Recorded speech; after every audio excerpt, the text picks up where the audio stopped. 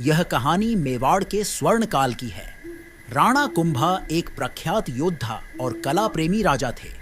उनका राज्य चित्तौड़गढ़ राजस्थान का एक गढ़ था।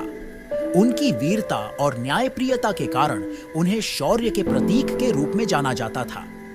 दूसरी ओर रानी पद्मिनी अपनी अद्वितीय सुंदरता और बुद्धिमत्ता के लिए प्रसिद्ध थी। रानी का जन्म सिंघल के एक राजा के घर हुआ था। उनकी सुंदरता और गुणों के चर्चे पूरे भारत में फैल चुके थे। राणा कुंभा और पद्मिनी की पहली मुलाकात चित्तौड़ के राजमहल में हुई। यह वह समय था जब राणा कुंभा ने सिंघल पर आक्रमण करने वाले एक अन्य राज्य से रानी पद्मिनी और उनके परिवार को बचाया था। राणा ने उनकी सुरक्षा के लिए उन्हें अपने महल में शरण दी। रानी पद्मिनी ने राणा की वीरता और उनकी कर्तव्य निष्ठा को देखा और उनकी ओर आकर्षित हो गई।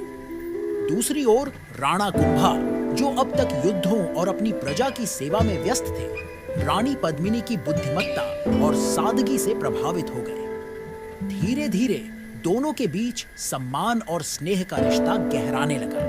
कुछ महीनों बाद राणा कुंभा ने रानी पद्मिनी को विवाह का प्रस्ताव दिया। रानी ने इसे सहर्ष स्वीकार किया और दोनों का विवाह बड़े धूमधाम से हुआ। चित्तौड़गढ़ के लोग अपनी नई रानी का स्वागत करते हुए बेहद प्रसन्न थे। हालांकि रानी पद्मिनी की सुंदरता और उनकी प्रसिद्धि ने कई दुश्मनों को चित्तौड़गढ़ की ओर आकर्षित किया।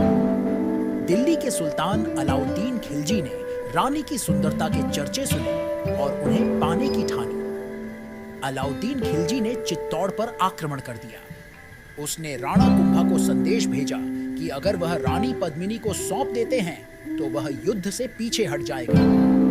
राणा कुंभा ने यह सुनते ही गुस्से में खिलजी के दूत को वापस भेज दिया और युद्ध की तैयारी शुरू कर दी। चित्तौड़गढ़ में राणा कुंभा और उनकी सेना ने बहादुरी से लड़ाई की, लेकिन खिलजी की सेना बहुत बड़ी थी। युद्ध महीनों तक चलता रहा, लेकिन राणा कुंभा और उनकी सेना ने हार नहीं मानी। खिलजी की सेना ने चित्तौड़ को घेर लिया और पानी और भोजन की आपूर्ति रोक दी।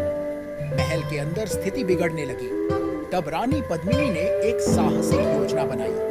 उन्होंने महल की महिलाओं को एकत्र किया और उन्हें समझाया कि राजपूत गौरव की रक्षा के लिए उन्हें जौहर, आत्म बलिदान करना होगा। रानी ने अपनी प्रजा की रक्षा के लिए आत्म बलिदान का फैसला किया। उन्होंने अन्य महिलाओं के साथ अग्निकुंड में कूदकर अपनी जान दे दी। उनकी इस बलिदानी गाथा ने खिलजी को सदैव के लिए शर्मिंदा कर दिया। राणा कुंभा ने रानी पद्मिनी के बलिदान को व्यर्थ नहीं जाने देने की प्रतिज्ञा ली।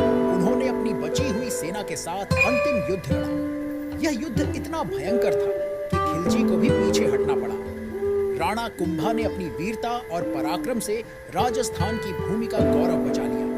राणा कुंभा और रानी पद्मिनी की यह कहानी राजस्थान की परंपरा, साहस और बलिदान की प्रतीक है। यह दिखाती है कि कैसे प्रेम, कर्तव्य और आत्मसम्मान के लिए कोई भी बलिदान किया जा सकता है। रानी पद्मिनी का जौहर और राणा कुंभा का पराक्रम आज भी राजस्थान की धरती पर गूंजता है।